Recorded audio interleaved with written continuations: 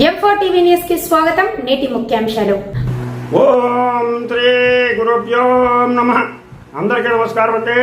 ఈ రోజు మనం ఐశ్వర్య యోగం 32వ నామం శ్రీ లలితా అమ్మవారి యొక్క 32వ నామం, ఆ నామ మహిమ, ఆ నామం యొక్క ఫలితం గురించి తెలుసుకుందాం. ముందుగా గణేశ ప్రార్థన. శుక్లాంబరధరం విష్ణు శశివర్ణం చతుర్భుజం ప్రసన్నవదనం ఛాయే సర్వవిఘ్నోపశాంతయే. గురుబ్రహ్మా గురుర్విష్ణు గురుర్దేవో మహేశ్వరః గురు సాక్షాత్ పరబ్రహ్మ తస్మై శ్రీ గురవే నమః. ఓం ఐం హ్రీం శ్రీం శ్రీ మాత్రే నమః. ఓం ఐం హ్రీం శ్రీం శ్రీ మాత్రే నమః. ఓం ఐం హ్రీం శ్రీం శ్రీ మాత్రే నమః. హరి ఓం. ఈరోజు మనం ఐశ్వర్య యోగంలోని శ్రీ లలితా అమ్మవారి యొక్క 32వ నామం గురించి తెలుసుకుందాం. ఓం రత్నగ్రైవేయ చింతాకలోల ముక్తాపలాన్వితాయై నమః. ఓం రత్నగ్రైవేయ చింతాకలోల ముక్తాపలాన్వితాయై నమః. ఓం రత్నగ్రైవేయ చింతాకలోల ముక్తాపలాన్వితాయై నమః. అది అలాగే ఓం ఐం హ్రీం శ్రీం ఓం రత్నగ్రైవేయ చింతాకలోల ముక్తాపలాన్వితాయై నమః. ఓం ఐం హ్రీం శ్రీం ఓం రత్నగ్రైవేయ చింతాకలోల ముక్తాపలాన్వితాయై నమః. ఇది అమ్మవారి యొక్క 32వ నామం. ఈ నామానికి అర్థం ఏంటంటే రత్నాలు తాపడం చేయబడినటువంటి ఒకానొక ఆభరణాన్ని కంఠంలో ధరించింది అమ్మవారు. కంఠంలో ధరించింది రత్నాలతో ఉన్నటువంటి ఆభరణాన్ని. దీనినే కంఠాభరణము అంటారు. కంఠాభరణము లేదా గ్రైవేయహారం కూడా అనుకుంటారు. చింతాక అనే పేరు కలిగినటువంటి ఇంకో పథకాన్ని కూడా అమ్మవారు ధరించింది. తెలియక కొందరు దీనిని చింతాక పథకం అని చెప్పేసి తప్పుగా ఉచ్చరిస్తూ ఉంటారు. కానీ దీని పేరు చింతాక పథకం. ఈ పథకానికి ముత్యాలు వేలాడుతూ మువ్వల వలె కదులుతూ ఉంటాయి. ఇవి సాధారణంగా స్త్రీలే ధరిస్తారు. సీతమ్మకు చేయిస్తి చింతాకు పతాకము రమాచంద్ర అని చెప్పేసి కంచర్ల గోపన్న గారు ఆ రోజు పాడింది ఈ పథకం గురించే. ఇది చింతాక పథకం అంటే రత్నం ముత్య సువర్ణ కంఠాభరణం ధరించేటువంటి ఈ తల్లిని కనుక మనం ధ్యానిస్తే అన్ని రకాలైనటువంటి కోరికలు మనకి తీరుతాయి. కంఠాభరణం తర్వాత చింతాక పథకం, ఈ రెండో ధరించి ఉన్నటువంటి లలితా అమ్మవారిని కనుక మనం సేవించినట్లయితే మన యొక్క అన్ని కోరికలు, సమస్త కోరికలు నెరవేరుతాయి అని చెప్పేసి పురాణాలు చెప్తున్నాయి. నేను చెప్పడం కాదు, పురాణాలు మనకి చెప్తున్నాయి. ఈ చింతాక పథకం ధరించినప్పుడు లోకుల శోకాలన్నీ తానే స్వీకరిస్తానని, దానికి బదులుగా వారికి బ్రహ్మానందాన్ని ప్రసాదిస్తానని అమ్మవారు అన్నది.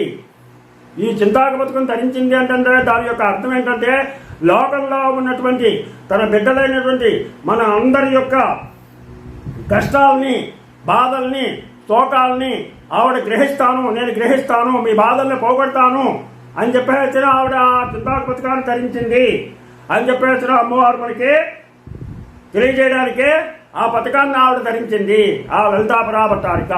అందుకని ఆ చింతాక పథకాన్ని, ఆ కంఠాభరణాన్ని అమ్మవారి మెడలో మనం చూసి చక్కగా ఆ అమ్మవారిని, లలితా పరాభట్టారిక అమ్మవారిని కనుక ధ్యానిస్తే మన సమస్తమైనటువంటి కోరికలు నెరవేరుతాయి.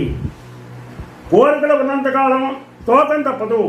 ఈ ఫలితం ఏంటంటే మనకి ప్రతి మనిషికి కూడా కోరిక ఉంటుంది. కోరిక లేని మనిషి అంటూ ఉంటుంది. ఒక కోరిక తిరగానే ఒక కోరిక పుడుతూ ఉంటుంది. అందుకనే మనం ఉన్నంతకాలం కూడా ఈ శోకం పడుతూ ఉంటాం. ఈ శోకం వల్ల మనకి అశాంతి, ఆ అశాంతి వల్ల జన్మలు, ఇంకో జన్మ పడతాం, మళ్ళీ చచ్చిపోతాం, మళ్ళీ పుడతాం, మళ్ళీ పుడతాం, మళ్ళీ పుడతాం, మళ్ళీ చచ్చిపోతాం, మళ్ళీ పుడతాం, ఇలా జన్మలు జరుగుతూ ఉంటాయి కోరికల వల్ల. కాబట్టి కోరికలు లేనటువంటి జ్ఞానావస్థను కలిగించేది ఈ చింతాక పథకం. ఈ చింతాక పథకాన్ని కొలవడం వల్ల మనకి కోరికలు నశిస్తాయి. అందుకని అమ్మవారిని యొక్క చింతాకపతికాన్ని మనం దర్శించుకుని నమస్కారం చేసుకోవాలి, ధ్యానం చేసుకోవాలి. అందువల్ల ఈ నామ మంత్రం సంపూర్ణ వస్తుదాయకం, మోక్షదాయకం. వాహనాలు కావాలని చెప్పేసి కోరుకునేటువంటి వారు ఈ మంత్రాన్ని 18 సార్లు, వాహనాలు అంటే కార్లు కానీ, లారీలు కానీ, మోటార్ సైకిల్ కానీ ఇలాంటివి కావాలని కోరుకునేటువంటి వాళ్ళు రోజు 18 సార్లు, 18 శుక్రవారాలు రోజు 108 సార్లు ఈ మంత్రాన్ని పఠించాలి. రోజు 108 సార్లు 18 శుక్రవారాలు, 18 శుక్రవారాలు రోజు 108 సార్లు ఈ మంత్రాన్ని చేయించినట్లయితే వాళ్ళకి వాహన ప్రాప్తి కలుగుతుంది, వాహన ప్రాప్తి కలుగుతుంది. అలాగే సువర్ణ వస్తువులు కావాలనుకుంటారు, బంగారం వస్తువులు, నగలు కావాలని కోరుకుంటారు. వాళ్ళు 41 రోజులు 108 సార్లు జపించినట్లయితే వాళ్ళకి సువర్ణ వస్తువులు లభిస్తాయి. అలాగే ఆహార వస్తువులకి మంగళవారం నాడు 1008 సార్లు కనుక జపం చేసినట్లయితే ఆహార వస్తువులు లభిస్తాయి. ఇవేమీ అక్కర్లేదండి, మోక్షానికి కావాలి మాకు, మోక్షాసక్తి ఉన్నటువంటి వాళ్ళు ఎప్పుడు పెడితే అప్పుడు ఈ మంత్రాన్ని జపించుకుంటూ ఉంటే వాళ్ళకి మోక్షం ప్రాప్తిస్తుంది.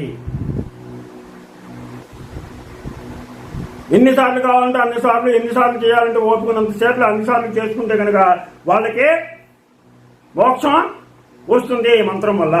అలాగే పిల్లలు కావాలనుకునే వాళ్ళు ఏడాది పాటు రోజు ఆవు పాలు అమ్మవారికి నివేదిస్తూ ఆ ఆవు పాలు ప్రసాదంగా ఆ దంపతులు మాత్రమే దాన్ని స్వీకరించాలి. అలాగా 108 సార్లు సంవత్సరం పాటు జపిస్తే కనుక సంతాన ప్రాప్తి కలుగుతుంది.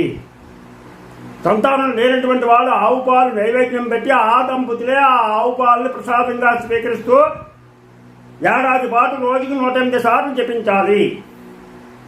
ఇలాగా ఈ అమ్మవారి యొక్క 23వ నామాన్ని 33వ నామాన్ని తెలుసుకుందాం.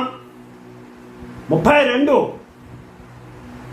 పూర్తయింది ఇవాళ, రేపు 33 తెలుసుకుందాం. మీకు నా ఛానల్ కనుక నచ్చినట్లయితే సబ్స్క్రైబ్ చేయండి, అలాగే లైక్ చేయమని కోరుతూ మీ రాబాగ్ వెంకట ప్రభాకర్.